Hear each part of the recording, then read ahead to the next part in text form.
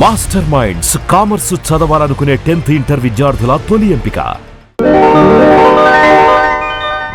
ఉద్యోగాలు చేస్తున్న అదృష్టవంతులారా, మేము చాలా ఇంటర్వ్యూలకు వెళ్ళాం. అక్కడి ఆఫీసర్లు మమ్మల్ని ఎన్నో ప్రశ్నలు వేశారు. మేము సమాధానాలు కూడా ఎన్నో చెప్పాం. అయినా మాకు ఉద్యోగాలు రాలేదు.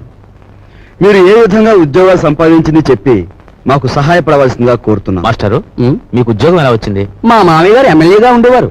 సంతోషం. మీరు? మాస్టారు, మీకు ఉద్యోగం ఎలా వచ్చిందో దయచేసి చెప్తారా? ధనలక్ష్మి పెంచింది. ఆవిడెవరు? ఆఫీసర్ గారి భార్య. ధనలక్ష్మి అంటే డబ్బండి. అదే లంచం అన్నమాట. అవునండి. నెక్స్ట్. సార్, మరి మీరు? వినయంతో కూడిన విద్య వల్ల వచ్చింది, కృషితో కూడిన దీక్ష వల్ల వచ్చింది. కృషితో నాస్తి దుర్భిక్షం, జపితో నాస్తి పాతకః అన్నారు పెద్దలు. కావచ్చు, కానీ మీకంటే ఎక్కువ విద్య ఉన్న మా యువతరానికి మీకంటే తక్కువ ఉద్యోగం కూడా ఎందుకు రావటుందో చెప్తారా? మీ యువతరానికి విద్య కంటే పొగరెక్కువ, వినయం కంటే విప్లవం ఎక్కువ, ఆలోచన కంటే ఆవేశం ఎక్కువ, బాధ్యతల్ని భరించటం కంటే హక్కుల కోసం పోరాటం ఎక్కువ. విద్యని వివేకాన్ని వీధులకిడ్చి మీ నిరుద్యోగానికి ఈ వ్యవస్థే కారణం అనుకోవడం తప్పు. ఉద్యోగం ఎలా వచ్చిందంటే మనలూతి కారేశాడు. ఈయనెవర్రా? మా నాన్నగారు. ఒకవేళ నీకేదైనా జవాబు తెలియదనుకో, అది కూడా వినయంగా చెప్పి తప్పకుండా తెలుసుకుంటాను సార్ అన్నాను. రిక్షా అన్నట్టు ఇంటర్వ్యూ కార్డు జేబులో ఉందా? ఉంది నాన్న. నువ్వు పదవి. అలాగే పద. నువ్వు రావే. వస్తామ్మా. ఆ ఉద్యోగం రాక మరో ఇంటర్వ్యూ వస్తే అమ్మ శకునం మంచిది కాదేమోనని చెల్లెల్ని, ఆ చెల్లెలు కాదని ఇంకో చెల్లెల్ని, నాకు ఎదురొస్తే ఉద్యోగం రాదేమోనని మా బామ్మ కూడా పక్కకు తప్పుకుని, ఇలా ఒక్కొక్క ఇంటర్వ్యూకి ఎన్నో ఆశలు పెంచుకున్న మా వాళ్ళందరికీ వీడికి ఇక ఉద్యోగం రాదు అనే నిరసన భావంలోకి వచ్చేశారు. ఉదయం మా ఇంట్లో నన్ను చూసేసరికి సుప్రభాతం మరో రకంగా తయారైంది.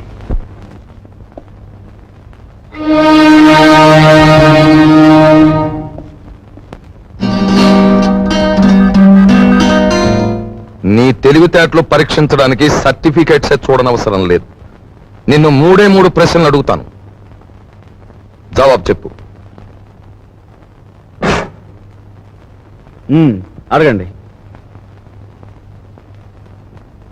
నంబర్ 1, తాజ్ మహల్ నిర్మాణంలో పాల్గొన్న కూలీలు ఎంతమంది? నంబర్ 2, రామాయణాన్ని వ్రాసిన వాల్మీకి భార్య పేరేమిటి? నంబర్ 3, 10 పైసల నాణానికి ఎన్ని వంకర్లుంటాయి? Come on tell me. చెప్పలేవా? ఇంత చిన్న ప్రశ్నలకే సమాధానం తెలియని వాడివి అసలు ఈ ఇంటర్వ్యూకి ఎందుకు వచ్చావు?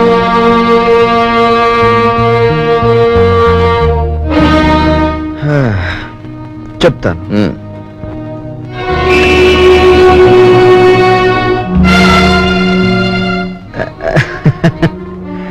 అనవసరంగా బెదిరిపోకండి సార్. ఇది నా 61వ ఇంటర్వ్యూ. అంటే నా సహనానికి షష్ఠి పూర్తి జరిగిపోయింది.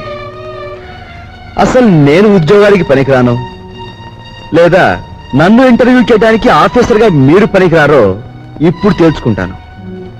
సార్, వాల్మీకి భార్య పేరు మీరు వినలేదు, నేను వినలేదు. కానీ పెళ్ళైన దగ్గర నుంచి మీరు మీ భార్యను చూస్తూనే ఉన్నారు. ఆవిడ చేతికి ఎన్ని గాజులున్నాయో మీరు చెప్పగలరా? ఓకే, 10 పైసల నాణానికి ఎన్ని వంకర్లున్నాయో నేను తర్వాత చెప్తాను. కానీ రోజు దువ్వుకునే మీ తల మీద ఎన్ని వెంట్రుకలున్నాయో మీరు చెప్పగలరా? కనీసం ఆ దువ్వుకునే దువ్వునికి ఎన్ని పళ్ళున్నాయో చెప్పగలరా? చెప్పండి. నాకు తెలియదు. మీరు వేసే అడ్డమైన ప్రశ్నలకి మేము సమాధానాలు చెప్పలేకపోతే మమ్మల్ని వెధవలా చూడటం తెలుసా? మిమ్మల్ని చంపకుండా ఎందుకు వదులుతున్నానో తెలుసా? మిమ్మల్ని చంపి నేను హంతకుడుగా మారటం వల్ల మా సమస్యలు పరిష్కారం కావు. అందుకు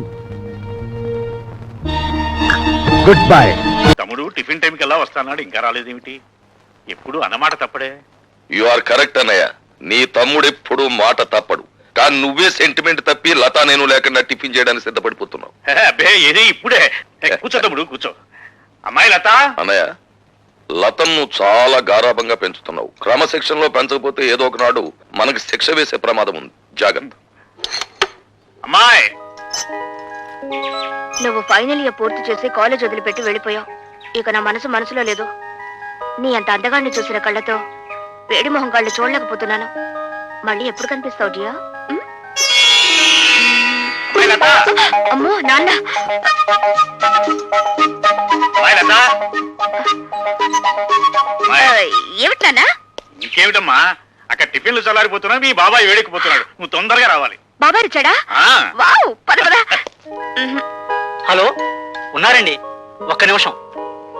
ఎవర్రా? ఎవరో మినిస్టర్ గారంటండి. మినిస్టర్ గారా? హలో, నమస్కారం అండి. ఫోన్ లో కూడా లేచి మాట్లాడాలా? చెప్పండి సార్. అదేనయ్యా, మన సదానందం లేడు, కాంట్రాక్టర్ వచ్చి వాళ్ళ బామ్మర్ది పేరుస్తాడు. రేపు ఇంటర్వ్యూ ఉంటుంది కదా, ఆ కుర్రని సెలెక్ట్ చేయి.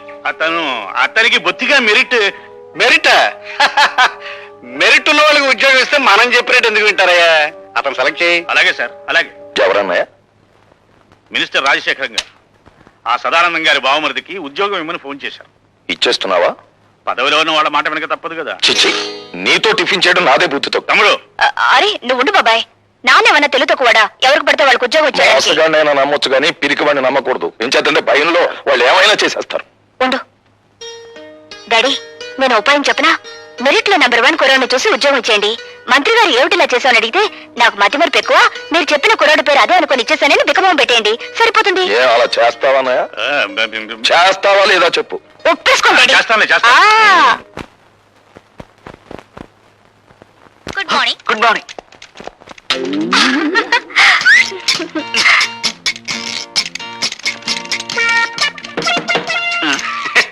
ఏం ఆంజనేయులు, ఏం జరిగింది? You don't worry sir, just కాల్ జారిందంతే. ఏం లైలా, నీ టేబుల్ దగ్గర ఏమన్నా తెలుగు ఐస్కంతం పెట్టావా? ఏమోనండి, నాకు తెలియడం లేదు. సరిగ్గా నా టేబుల్ దగ్గరికి వచ్చేసరికి అందరికి పెన్నులు, పెన్సిళ్ళు, ఫైల్స్ జారిపోతుంటాయి. వీరికి ఏకంగా కాలే జారినట్టుంది. దేవ గారు, నేను సొంతం పెట్టవలసిన ఫైల్స్ ఏమైనా ఉంటే పారండి, గీకవుతా. గీక్కోవాల్సిందే. అదేంటి? I convey my heartly condolences. Condolences for what? పెద్దడు ఎవరైనా పోయాడా? లంచాలు తెచ్చిపెట్టే బంగారు బాతు లాంటి నీ సీటుకు ఈకలు పీకుతున్నారు. అదేంటి? బయట ఇంటర్వ్యూలు జరుగుతున్నాయి. నిలబడి ఉండడం నాకు అలవాట్లేదు, ఏమనుకోకండి. బాబు, మీరు రాజశేఖరం గారి తాలూకే కదూ? యా, సీరియడ్ కాల్స్ వచ్చా? పర్వాలేదు, తాగు బాబు. మినిస్టర్ గారు తాలూకు భానోజీరావు గారు. అవును, తెలుస్తూనే ఉందిగా. అయితే నేను వెళ్ళొచ్చా? మా మొహాన సిగరెట్ పొగ ఊదించుకునే కంటే నేను పంపించేయడమే మంచిది. వెళ్ళరా బాబు. Bye. Next. Good morning everybody. Good morning. Good morning. Please be seated. Thank you sir. Are you mister Bhargava? Yes sir. Bhargavaramudu అంటే ఎవరు? తండ్రి ఆజ్ఞ నెరవేర్చడం కోసం కన్న తల్లినే తెగ నరికిన వాడు. భూమి చుట్టుకొలత ఎంత? 7,900 మైళ్ళు. భూమి తన చుట్టూ తాను తిరిగే వేగం ఎంత? గంటకి 1000 మైళ్ళు. ప్రపంచంలో ఇప్పుడు పేరు పొందిన ఫుట్బాల్ ఆటగాడెవరు? Diego Maradona. ఇంజనీర్ బాధ్యతలు ఏమిటి? స్వార్థపరుడైతే దేశానికి వెన్నెముక లాంటి ప్రాజెక్టులను కూల్చివేయడం, నిస్వార్థపరుడైతే వాటిని నిలబెట్టడం కోసం తనుకూలిపోవడం. మొదటి ప్రపంచ యుద్ధం ఎందుకు వచ్చింది? ఒక డాక్టర్ నిర్లక్ష్యం వల్ల. 1887వ సంవత్సరంలో ప్రిన్స్ ఫెడ్రిక్ కంఠానికి ఎడమ వైపున క్యాన్సర్ వ్యాధి సోకింది. డాక్టర్లు దాన్ని ఆపరేట్ చేయకుండా నిర్లక్ష్యం చేయడం వల్ల అతను సింహాసనం అధిష్ఠించిన 99 రోజులకే చనిపోయాడు. ఆ తర్వాత రాజకాంక్ష ఉన్న అతని కొడుకు కైజర్ రాజు కావడం వల్ల, అతను యుద్ధకాంక్ష గలవాడు, జ్ఞానశూన్యుడు కావడం వల్ల మొదటి ప్రపంచ యుద్ధం మొదలైంది. మీ నాన్నగారి వృత్తి? ఈ ఇంటర్వ్యూలో నేను సమాధానం చెప్పలేని ప్రశ్న అదొకటే సార్. ఆఖరిగా ఒక ప్రశ్న. ఈ క్షణంలో మా మనసులో ఏముందో చెప్పగలవా? నాకు ఈ ఉద్యోగం ఇవ్వకూడదని. అలా ఎందుకు అనిపించింది? ఎందుకంటే పెట్టేవాడికి తినేవాడు లోకు గనుక, అడిగేవాడికి చెప్పేవాడు లోకు గనుక. అలా తెలబోకండి సార్. ఒక ఇంజనీర్ గ్రాడ్యుయేట్ ని మీరు అడుగుతున్న ప్రశ్నలు ఏమిటి? అతనికున్న పురాణ పరిచయం, అతనికి తెలిసిన హిస్టారికల్ నాలెడ్జ్, అతనికున్న స్పోర్ట్స్ నాలెడ్జ్, ఇవా ఒక ఇంజనీర్ క్యాండిడేట్ కి కావాల్సిన అర్హతలు. మీరంతా అవకాశవాదులు. ప్రశ్నలు అడగడమే తప్ప సమాధానం చెప్పడం చేతకాని మేధావులు. అయినా మిమ్మల్ని నమ్ముకుని పూటకొక నిరుద్యోగి ఇంకా డిగ్రీలు చంకలో పెట్టుకుని ఆఫీస్ గుమ్మాలు ఎక్కుతూనే ఉన్నాడు. ఎలా తల్లిమెడలో మంగళసూత్రాలు అమ్మి, అవి ఖర్చైపోతే ఒంట్లోని రక్తాన్ని అమ్మి.